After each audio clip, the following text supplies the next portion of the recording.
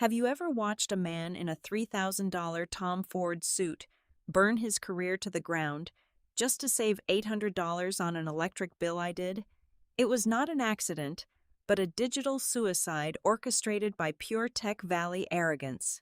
Pour yourself a strong coffee because I am about to tell you how a finance boss unplugged my server and vaporized $4.6 million in exactly 6 hours. Hello and welcome back to the Boss Revenge Stories channel. I want to be completely honest and transparent with you all today. Recently, YouTube has disabled our monetization feature, leaving us without the necessary budget to keep our operations running. If you find today's story engaging, please consider supporting us by joining the Boss Revenge Stories Patreon channel, where you can listen to exclusive, true stories that are even better, significantly longer, and filled with detailed, complex situations that we simply cannot make public on YouTube, all performed with multiple emotional voices in a single story. You can join our community right now by scanning the QR code on your screen or by clicking the Patreon link in the video description or the comment section. Now, let us dive right into today's corporate nightmare, where you will get to know me, Chloe Hughes.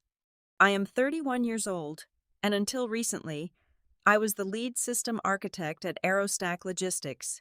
We were a massive startup based in Austin, Texas, specializing in operating automated cargo distribution centers powered by robotics.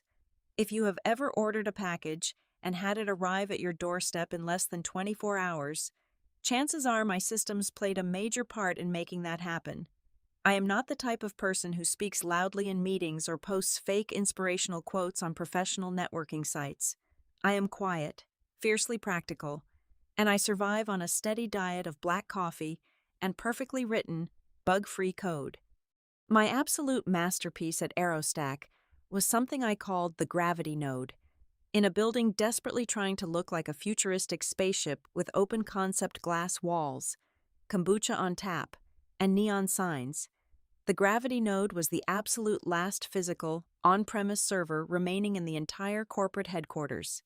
It sat quietly in a climate-controlled room, a monolithic black box of pure computing power that I had custom designed from the motherboard up to serve as the beating heart of our entire operation.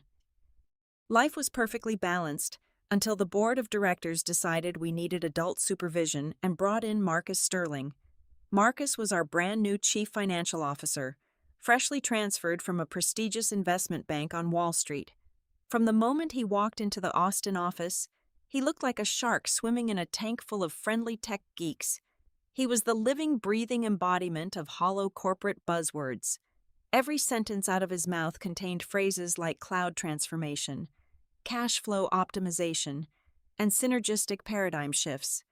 He always wore perfectly tailored $3,000 suits and made a very deliberate habit of checking the time on his Patek Philippe watch, practically shoving his wrist into your face just to remind you exactly where you stood on the corporate ladder compared to him. The real trouble began during our quarterly company-wide meeting, standing on a stage bathed in overly dramatic lighting. Marcus paced back and forth with a wireless microphone, lecturing 300 engineers and staff members about aggressive cost-cutting measures. He clicked his presentation remote, and a massive picture of my server room appeared on the projection screen behind him.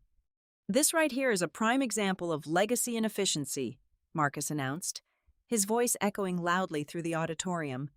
He pointed his perfectly manicured finger directly at the picture of my server. "That is a rusting, power-draining chunk of iron. In today's agile environment, holding onto physical servers is practically a crime against our profit margins. I am officially announcing that we will be migrating our entire system to the cloud. By tearing out that useless hunk of metal, we will optimize our electricity costs and finally have enough physical floor space to install a brand new pool table for the employee lounge. Because here at Aerostack, we value company culture just as much as we value cloud transformation." A few of the executives clapped enthusiastically.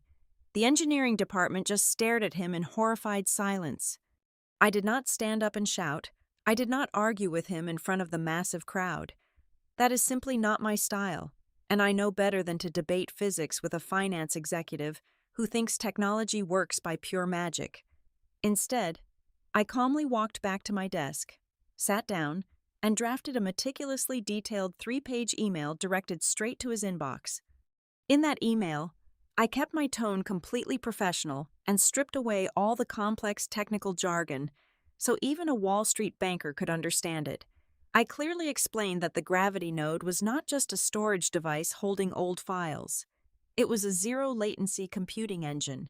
It was responsible for calculating and controlling the real-time flight paths and collision avoidance systems of 4,000 autonomous robots moving at high speeds across our warehouse floors. I explained the immutable laws of physics to him. I detailed how the cloud, despite its fancy marketing, still relied on data traveling to remote servers and back, which inherently introduced a transmission delay. A delay of even a few hundred milliseconds was entirely unacceptable when 4,000 heavy steel robots carrying expensive cargo were crossing each other's paths at 20 miles per hour. The cloud simply could not process that volume of spatial data fast enough because you cannot bribe the speed of light to move faster over a commercial network connection. I hit send, took a sip of my black coffee, and went back to work. Assuming logic and documented evidence would prevent the impending disaster, I was entirely wrong. I waited for a response to my meticulously drafted 3-page warning. I watched the clock on my monitor as 24 hours passed, and then 48 hours ticked away in complete silence. The internal email tracking system confirmed that Marcus had opened my message exactly 2 minutes after I hit send. But his reply never materialized. To a man whose entire worldview was shaped by Wall Street investment portfolios and corporate buzzwords, my detailed physical and mathematical proofs detailing the limitations of network latency were simply the desperate, pathetic whining of a tech conservative who was stubbornly refusing to adapt to his grand modern vision. He did not see a critical infrastructure warning from a senior engineer. He saw a subordinate resisting his ultimate authority. Therefore, his response to my email was not a conversation or a debate. It was a direct, silent execution order. At exactly 8 o'clock on Friday morning, the heavy, blast-resistant door of my climate-controlled sanctuary hissed open. It was not the information technology department that walked through that door. Marcus had intentionally bypassed my entire engineering team to prevent any technical arguments or delays. Instead, 2 men from the building facility maintenance crew stepped into the pristine, heavily chilled air of the server room. They were wearing thick, stiff canvas work shirts, stained with dark grease from repairing heating units and unclogging plumbing pipes. They possessed absolutely zero knowledge of information technology, zero understanding of routing protocols, and zero respect for the fragile nature of zero-latency architecture. One of the men was pushing a heavy, rusted metal utility cart whose front wheels squeaked agonizingly against the pristine anti-static floor tiles. The other man was carrying a massive, heavy-duty pair of industrial wire cutters, the exact kind of brutal tool you would use to snap through a thick steel chain-link fence. They looked around the room, visibly confused by the blinking arrays of light-emitting diodes and the intense, sterile chill of the environment. They treated the highly secured space exactly like a forgotten janitorial closet that management had simply ordered them to clear out. I did not intervene. I did not step forward to block their path. I simply stood perfectly still in the far corner of the room, my arms crossed tightly across my chest, my expression completely devoid of any visible emotion, my eyes locked onto their clumsy, heavy-handed movements, watching them slowly approach the monolithic black cabinet of the Gravity node. I was completely calm because the real, critical work had already been accomplished. Late Thursday night, when the corporate office was completely empty and the only sound remaining was the low, steady hum of the industrial cooling units, I had quietly initiated a highly classified sequence. I had connected a small, exceptionally heavy piece of metal to the master console. It was a military-grade, pocket-sized solid-state drive secured by advanced biometric encryption. I had pressed my right thumb firmly against the glowing glass scanner, authorized the ultimate data transfer, and silently executed the local backup protocol. I drained the soul, the core logic, and the proprietary routing algorithms right out of the machine and slipped that encrypted drive securely into the bottom of my leather handbag. The imposing machine standing before the maintenance crew this morning was now just a physical shell, waiting to be murdered. The tension in the room was thick, heavy, and deeply suffocating, mimicking the pressurized, terrifying silence that occurs in the final seconds right before a massive explosive device detonates. The maintenance worker holding the heavy wire cutters stepped right up to the back of the server rack. He did not look for a digital shutdown sequence. He did not ask for a command terminal to safely spin down the hard drives or gracefully halt the active network connections. He simply reached down toward the massive, thick industrial power cable that connected the gravity node directly to the building electrical grid. He grabbed the thick black cord with both of his calloused hands, planted his heavy steel-toed work boots against the base of the server rack to gain leverage, and yanked backward with all of his raw physical strength. The plug was ripped violently from the wall socket with a sharp, terrifying metallic crack. For one agonizing, suspended second, the massive internal cooling fans of the gravity node shrieked. It was a high-pitched, desperate mechanical roar, sounding exactly like a living creature screaming in pure agony as the oxygen was suddenly and violently sucked from its lungs. Then, the thousands of indicator lights on the front panel flickered frantically, flashing from a healthy green to an angry warning amber, before going completely, entirely dark. The mechanical roar spun down into a pathetic, dying whir. And then came the silence. It was a dead, heavy, deeply unnatural silence that immediately swallowed the entire room. The steady rhythmic heartbeat of Aerostack Logistics was gone. The machine was dead. The heavy door hissed open once again. Marcus Sterling strolled casually into the room, bringing with him the strong, overpowering scent of expensive designer cologne. He had his hands tucked comfortably into the pockets of his tailored trousers, looking incredibly pleased with himself. He surveyed the dead machine, then looked at the two maintenance workers who were now carelessly tossing the thick power cables onto their rusted cart. Finally, his eyes landed on me standing quietly in the corner. He walked over, his expensive leather shoes clicking sharply and rhythmically against the floor tiles. He stopped right in front of me, raised his perfectly manicured hand, and gave my shoulder a firm, incredibly patronizing pat. "See," Marcus said, his lips curling upward into a smug, victorious sneer. "The sky did not fall down, girl. We are officially operating in the cloud now. Progress requires breaking a few old toys." I looked down at his expensive hand resting on my shoulder. Then I slowly looked up directly into his arrogant eyes. I did not yell at him. I did not try to warn him about the 4,000 heavy steel robots that were currently accelerating blindly across the concrete floors of our distribution centers. I simply offered him a very small, perfectly polite smile. I stepped back, escaping his touch. I calmly picked up my leather handbag, which contained the only biometric key to the entire company's survival, and walked smoothly toward the door. As I stepped into the hallway, I pulled out my mobile phone, opened the Human Resources application, and officially submitted a formal request for 5 days of paid time off.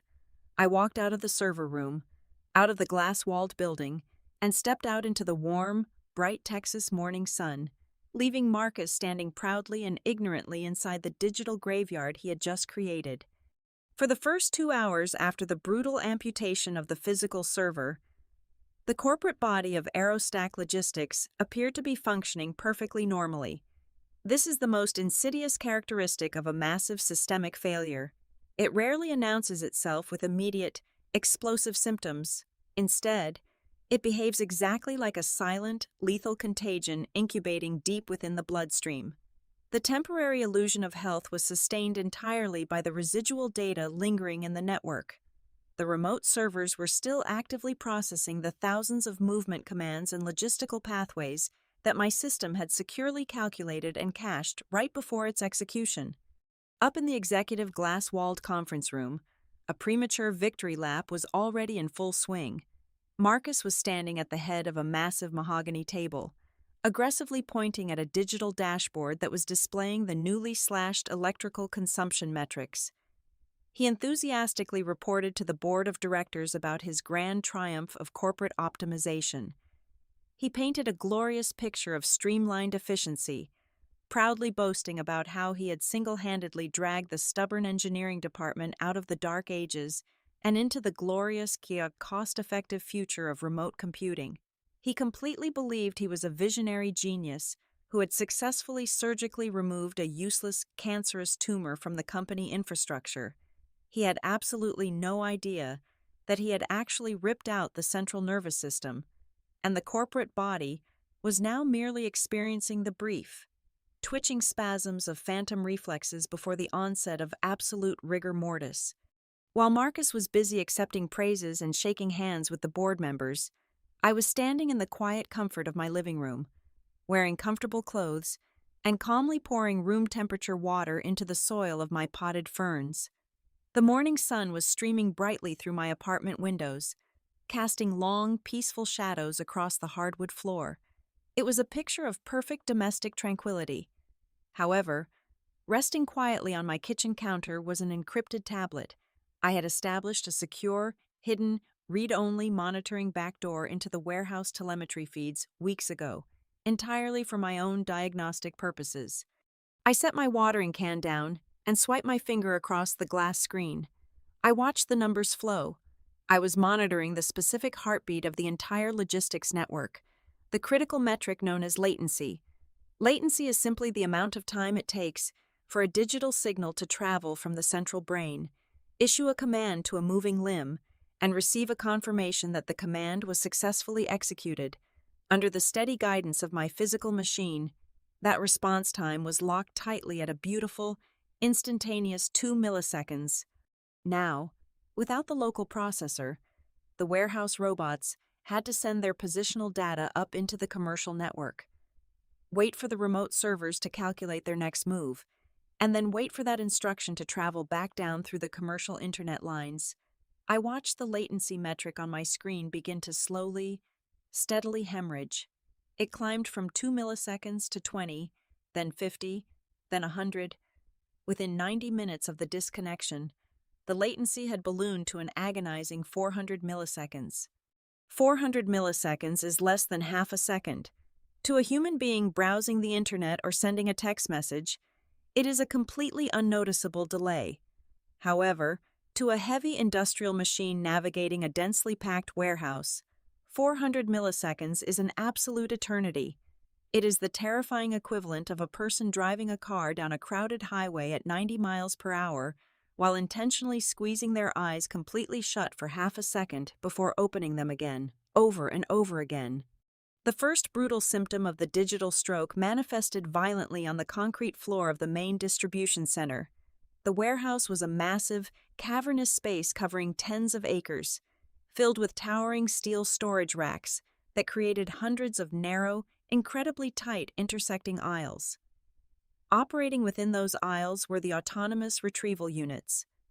Each of these machines was a heavy reinforced steel cube equipped with powerful hydraulic lifts, valued at $50,000 apiece. They were designed to move in a perfectly synchronized, high-speed mechanical ballet, crossing paths with mere inches of clearance. When the latency hit that critical 400 millisecond threshold, the navigation algorithm simply could not react fast enough to the rapidly changing physical reality. The remote servers were issuing braking commands based on positional data that was already completely outdated by the time it reached the warehouse floor. I watched the live security feed on my tablet as the mechanical ballet instantly devolved into a violent, chaotic mosh pit. A robot carrying a heavy pallet of high-end consumer electronics was accelerating down aisle 4. A second robot, carrying a massive crate of delicate automotive parts, was crossing the intersection at aisle 7. The remote server finally recognized the impending collision and sent an emergency stop command. The signal traveled up to the remote server, processed the data, and raced back down, but it arrived precisely 400 milliseconds too late. The two heavy steel cubes slammed into each other at maximum operational speed. The sheer kinetic force of the impact violently flipped the first robot completely onto its side. Its heavy cargo pallet was launched into the air like a catapult, crashing directly into a structural support beam of the nearby storage rack. This initial collision was not an isolated incident. It was patient zero. Without the central nervous system coordinating the traffic, the localized collision avoidance sensors on the other robots triggered a massive, cascading wave of emergency stops.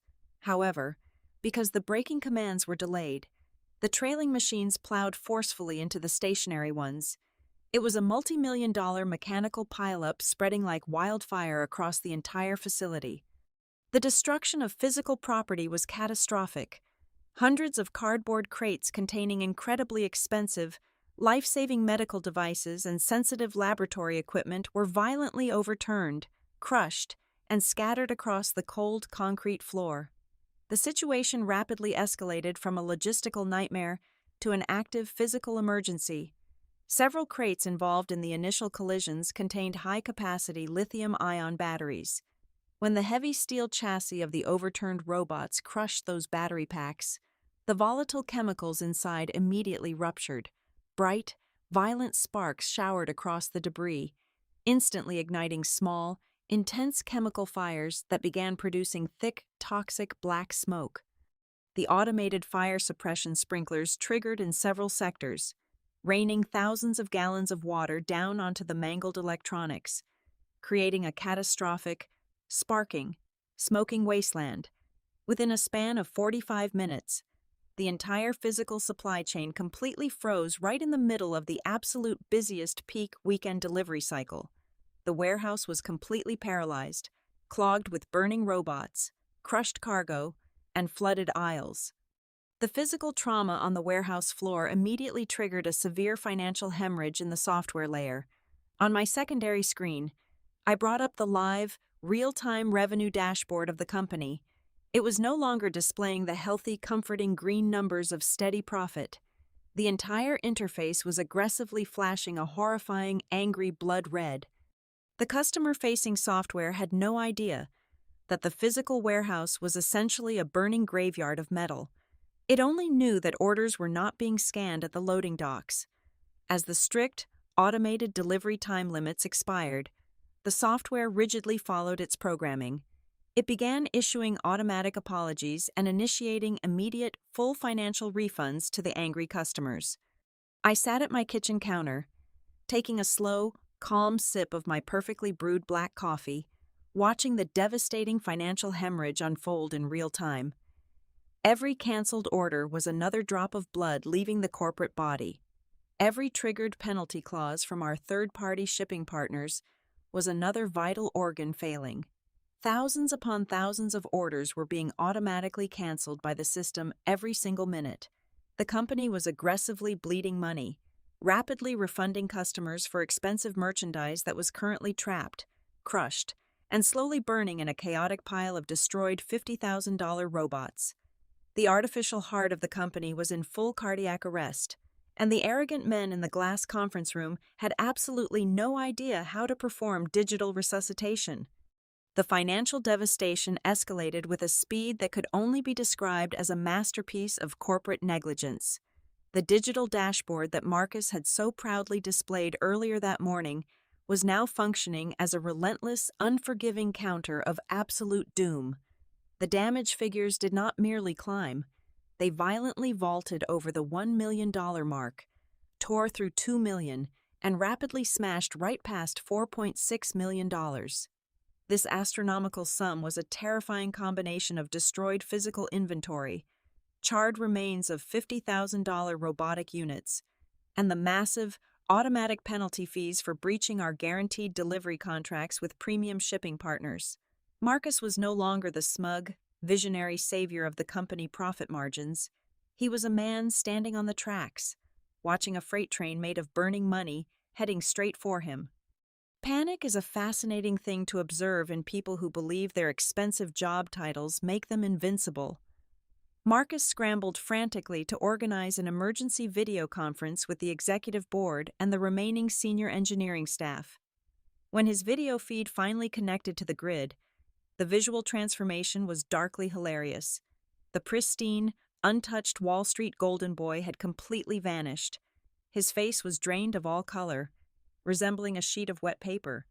His perfectly styled hair was a chaotic, disheveled mess, looking exactly like he had been furiously pulling at it with both hands for the past hour.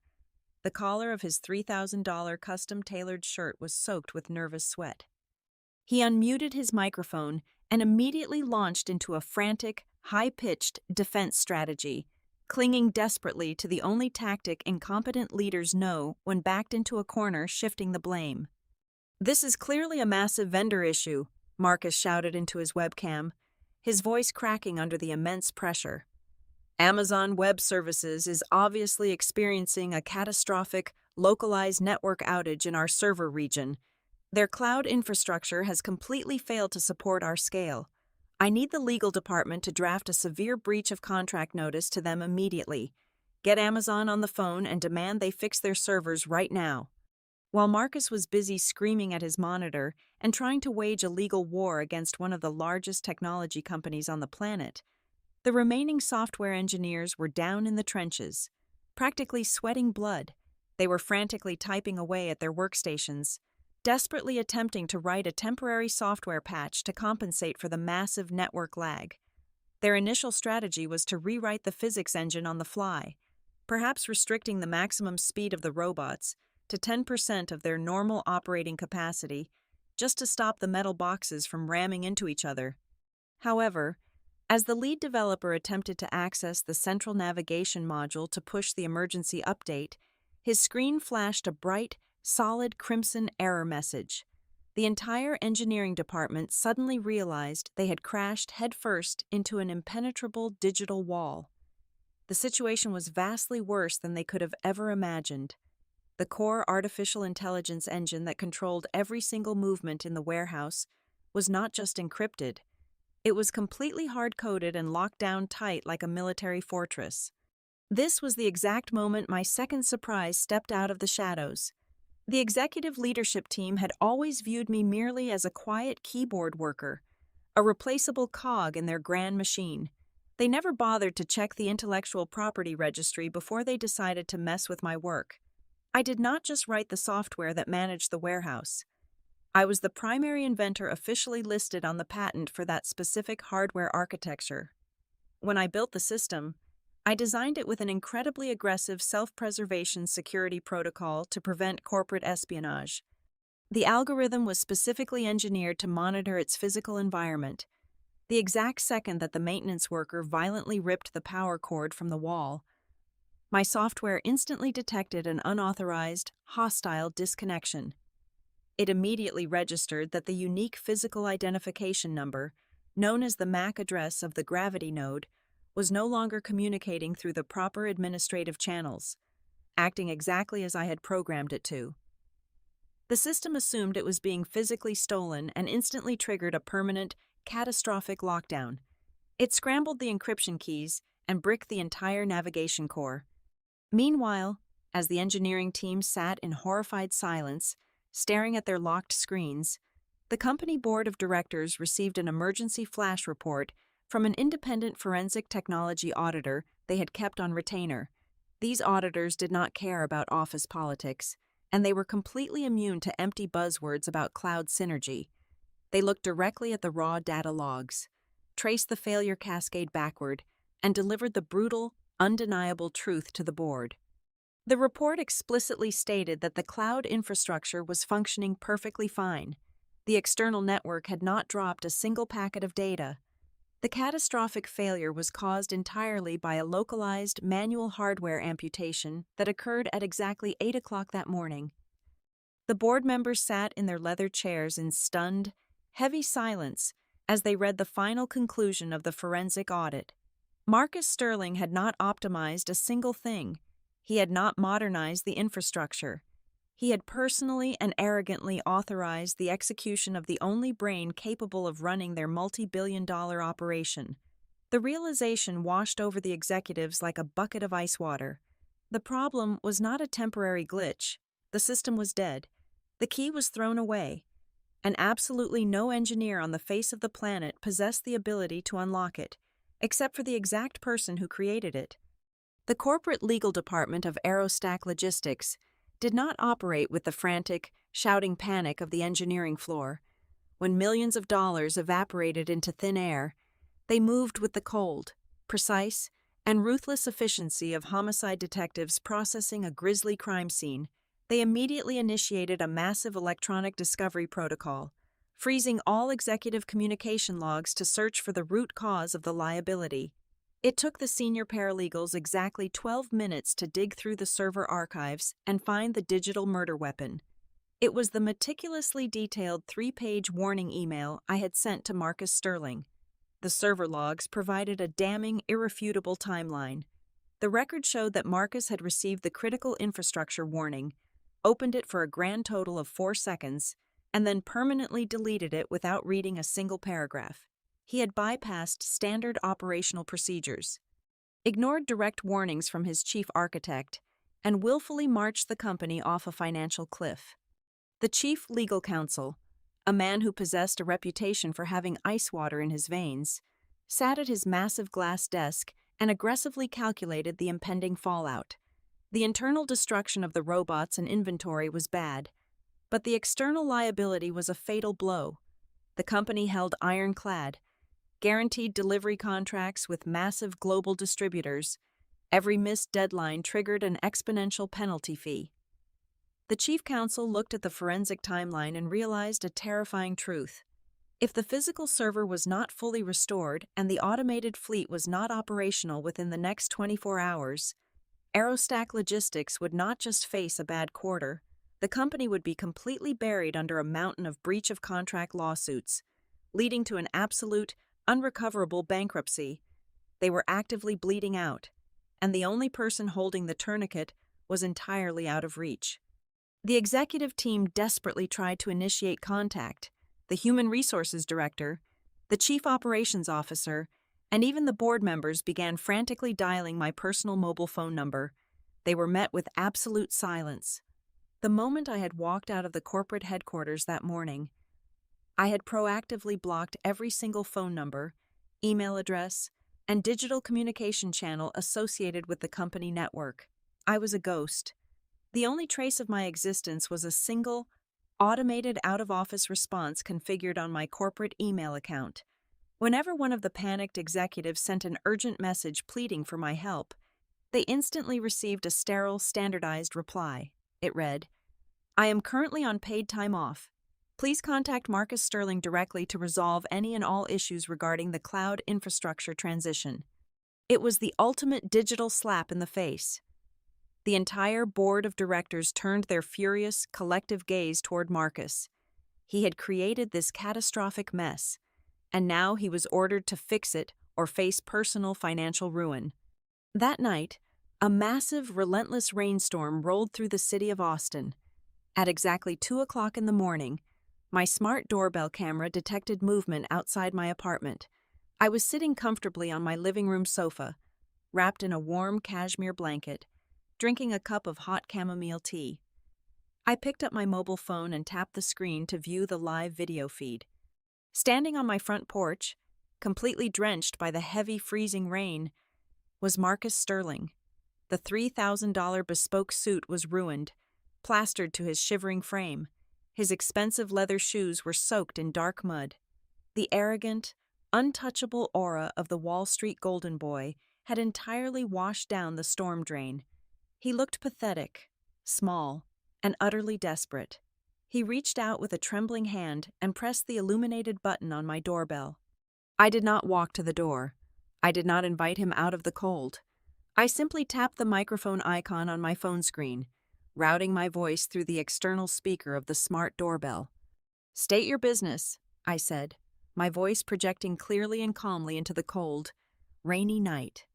Marcus jumped slightly at the sudden sound of my voice. He looked directly into the small, glowing camera lens, his face twisting in genuine agony. "Chloe, please," Marcus begged, his voice cracking loudly over the wind. "You have to come back to the office right now. The entire system is locked. The board is threatening to sue me into oblivion. We are losing everything. Please, just open the door and let me explain. I will give you whatever you want. Just unlock the machines." I took a slow, deliberate sip of my hot tea, letting the silence stretch out and hang heavily in the cold air between us. "The cloud seems to be having some serious precipitation issues tonight," I replied, my tone completely flat and devoid of any sympathy. As I stated in my automated response, I am currently on approved vacation time. Furthermore, due to the severe mishandling of my proprietary hardware architecture, I am no longer comfortable communicating directly with Aerostack management. From this moment forward, I will only negotiate through my legal representative. He will contact the board of directors tomorrow morning with my new, updated terms of service. Have a safe drive home. Marcus. I firmly tapped the screen, cutting the audio feed completely. I sat back on my sofa and watched the silent video feed as the rain continued to pour down on the ruined executive. He stood there frozen for several minutes, his shoulders slumped in total defeat, finally realizing that all the corporate authority in the world meant absolutely nothing when you were locked outside the castle you just tried to burn down. When Monday morning finally arrived, the storm had passed, but the corporate bloodletting was just about to begin in earnest. My legal representative, a man whose hourly consultation rate could easily make a seasoned Wall Street investment banker weep, walked into the executive boardroom at exactly 9 o'clock. He did not introduce himself, and he certainly did not offer to shake anyone's hand. He simply unclasped his heavy leather briefcase, extracted a single, precisely worded document, and slid it smoothly across the polished mahogany table toward the chairman of the board. The terms of my return were divided into 3 extremely specific clauses. Clause 1 was a non-negotiable, upfront independent consulting fee of $1.5 million. This entire sum had to be wired directly into my personal bank account, cleared, and fully verified before I would even consider stepping foot inside the building. Clause 2 demanded the immediate, irrevocable transfer of complete ownership and all worldwide licensing rights of the hardware architecture patent directly into my name. The board members, staring directly into the terrifying abyss of total corporate annihilation, barely even blinked at these massive financial demands. They were actively losing that amount of money every single hour. The logistics network remained dead. It was Clause 3 that made the spacious room fall completely, uncomfortably silent. It was the absolute prerequisite condition for the entire agreement, and it was entirely personal. Marcus Sterling was to be terminated effectively immediately. He was to be stripped entirely of all his vested executive bonus shares. His golden parachute was to be voided, and he was to be permanently exiled from the company. However, before his final departure, he had one final, physical task to perform. The board of directors signed the document without a single moment of hesitation. They gladly traded one man's ego to save their multi-billion-dollar empire. At exactly 10 o'clock, a mandatory company-wide memo ordered all remaining engineering staff, developers, and support teams to step out of their offices and line the perimeter of the main glass corridor. I stood quietly near the entrance of the server room, my arms crossed, waiting patiently. Finally, the heavy double doors at the far end of the long hallway swung open. Marcus appeared. The arrogant, untouchable visionary of cloud transformation was completely gone. He was wearing the exact same bespoke suit from Friday, but it was now hopelessly wrinkled, severely stained, and hanging off his shoulders like a cheap, forgotten Halloween costume. His face was a sickly pale gray, completely slick with nervous perspiration, and his eyes were glued firmly to the floor tiles. His soft, perfectly manicured hands were gripping the heavily rusted metal handle of an old utility cart. Resting entirely on that creaking cart was the heavy, imposing black cabinet of the gravity node. It had been unceremoniously dumped in the scrap storage room over the weekend, and now, the former chief financial officer was being forced to use his own physical labor to push the heavy iron beast all the way back. The front wheels of the cart squeaked agonizingly loud in the dead, silent hallway. Hundreds of highly intelligent professionals stood shoulder to shoulder, watching him with absolute, unblinking contempt. Nobody whispered a single word. Nobody laughed. The sheer oppressive weight of their collective silence was a crushing physical force. Marcus shoved the cart forward, panting heavily, his expensive leather shoes slipping awkwardly on the polished floors. He was completely humiliated. physically exhausted, and crawling under the brutal, unforgiving gaze of the very people he had tried to step on. He finally reached the open door of the server room. His chest was heaving violently, and his hands were shaking uncontrollably. He pushed the cart inside the chilled room and collapsed heavily against the metal doorframe, utterly defeated and broken. I did not say a single word to him. I did not even grant him the dignity of looking at his face. I stepped smoothly past his trembling frame and grabbed the thick, heavy black power cord. I aligned the metal prongs and shoved the plug firmly back into the dedicated industrial wall socket. I reached into my leather handbag, pulled out my highly encrypted biometric solid-state drive, and slotted it directly into the master console port. I pressed my right thumb firmly against the glass scanner. A sharp green light flashed. The terminal screen woke up instantly, displaying a locked, blinking command prompt. I placed my fingers on the mechanical keyboard and typed one single, highly complex decryption command. I pressed the enter key. For 3 agonizing seconds, nothing happened. Then, deep within the heavy metal chassis, a low mechanical hum began to vibrate. Within exactly 40 seconds, the familiar, powerful roar of the industrial cooling fans filled the cold room. The warning amber lights on the front panel flashed twice, and then the entire massive array of light-emitting diodes burned a bright, healthy, beautiful green. Miles away in the massive distribution centers, the resurrection was totally instantaneous. The frozen central nervous system suddenly flooded with live data. Thousands of heavy steel robots simultaneously received their proper navigation signals. The mechanical fleet seamlessly corrected their formations, clearing the massive traffic jams and smoothly returning to their high-speed sorting routes, picking up the exact same rhythm as if they had merely been holding their breath. The corporate heart was officially beating again. I stood up slowly, brushing a tiny speck of invisible dust off my trousers. I reached out and gave the cold metal casing of the gravity node 2 gentle, affectionate pats. I turned around and walked purposefully toward the exit. Marcus was still slumped pathetically on the floor, breathing heavily, staring up at me with hollow, entirely ruined eyes.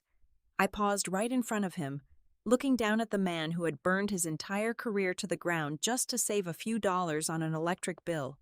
I leaned in slightly, looking him dead in the eye, and delivered the only sentence he would ever need to hear. Next time, read the email. Thank you so much for taking the time to listen to this story today. I would love to know where you are tuning in from, so please let me know your city or country in the comments section below. If you found today's story entertaining and want to help us keep this channel alive, please consider supporting us by joining the Boss Revenge Stories Patreon channel. There, you can listen to the absolute best, highly exclusive true stories that we simply cannot make public on YouTube. You can join right now by scanning the QR code currently on your screen, or by using the Patreon link provided in the video description or the pinned comment. Thank you again, and I will see you in the next story.